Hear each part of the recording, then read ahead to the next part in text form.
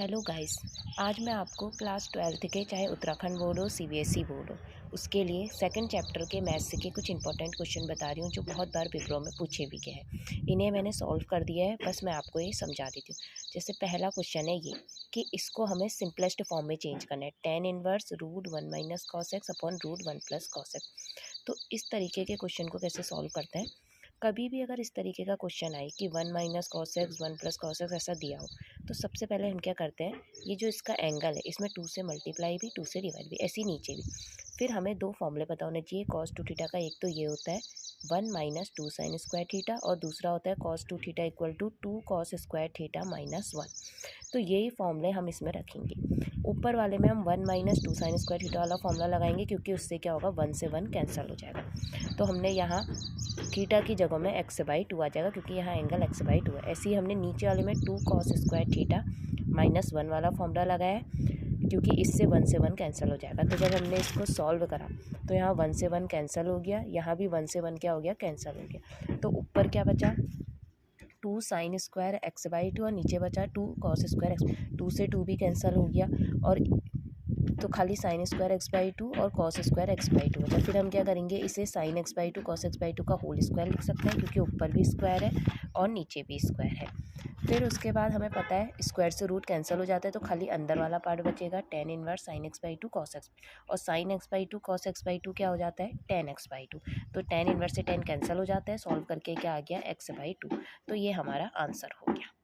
Second question है कि हमें सॉल्व करना है tan inverse x upon √a² - x²। तो इस तरीके के क्वेश्चन में क्या करता है, हमें x की जगह में कुछ लेट करना पड़ता है। तो हम यहाँ क्या करेंगे, x की जगह में लेट कर लेंगे a sin थीटा। तो यहाँ से थीटा की वैल्यू कैसे निकालेंगे, x अपॉन a हो जाएगा इक्वल टू साइन थीटा। तो थीटा क्या हो जाएगा, साइन है, वहाँ जाके किस में चले जाएगा, इनवर्स में। तो थीटा की वैल्यू तो निकल गई। अब हमने जो ये लेट करा था x equal to a sin theta, इसे हम यहाँ पुट कर देंगे x की जगह में, ऊपर भी नीचे भी। तो हमने यहाँ x की जगह में पुट कर दिया a sin थीटा, और नीचे भी x का स्क्वायर है तो a sin थीटा का स्क्वायर। तो ये क्या हो जाएगा, a² sin स्क्वायर थीटा। इन दोनों में से a² कॉमन है, तो हमने a² कॉमन लिया 1 में। अब आपको ये फॉर्मूला पता होगा, sin square theta plus cos square theta क्या होता है, इक्वल टू 1। तो यहाँ से अगर हम 1 - sin स्क्वायर थीटा निकालेंगे तो किसके इक्वल टू आ जाएगा, cos स्क्वायर थीटा के। तो इसकी जगह में हमने cos स्क्वायर थीटा लिख दिया। फिर ये पता है स्क्वायर से रूट कैंसिल हो जाता है, तो खाली यहाँ a cos थीटा बचेगा। फिर ऊपर वाले a से नीचे वाला a कैंसिल हो गया, और sin theta upon cos theta क्या हो जाता है, tan थीटा। तो tan इनवर्स से tan कैंसिल हो जाता है, खाली थीटा बचा, और थीटा हमने शुरू में निकाला था क्या था, sin inverse x upon a। तो इसका आंसर हो गया sin inverse x upon a। अब है थर्ड क्वेश्चन, जो है सॉल्व करना है tan inverse cos x - sin x upon cos x + sin x। और ये बहुत इंपॉर्टेंट क्वेश्चन है, पेपरों में बहुत बार पूछा गया। तो इसको सॉल्व करना कैसे करते हैं, कभी भी अगर इस तरीके का दिया हो तो हमें सबसे पहले इसे सॉल्व करना पड़ता है, कुछ tan में बनाना पड़ता है। तो tan में बनाने के लिए हम क्या करेंगे, डिनोमिनेटर में भी और न्यूमरेटर में भी, दोनों साइड किससे डिवाइड कर लेंगे, cos x से। तो यहाँ हमने डिनोमिनेटर में भी, न्यूमरेटर में भी और डिनोमिनेटर में भी cos x से डिवाइड कर दिया।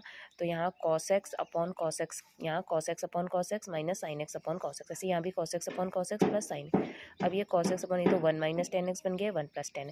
अब क्या होता है, 1 को हम tan π/4 भी लिख सकते हैं, क्योंकि tan π/4 की वैल्यू 1 ही होती है, tan 45 डिग्री की। और माइनस tan x ऐसे ही लिखा, इसे 1 प्लस। अब यहाँ कुछ भी नहीं है, मतलब क्या है, 1। तो 1 को हम दोबारा से tan π/4 लिख सकते हैं, और साथ में tan x तो है ही। तो ये किसी का फॉर्मूला होता है, किसका, tan x - y का फॉर्मूला होता है, tan x - tan y upon 1 + tan x tan y।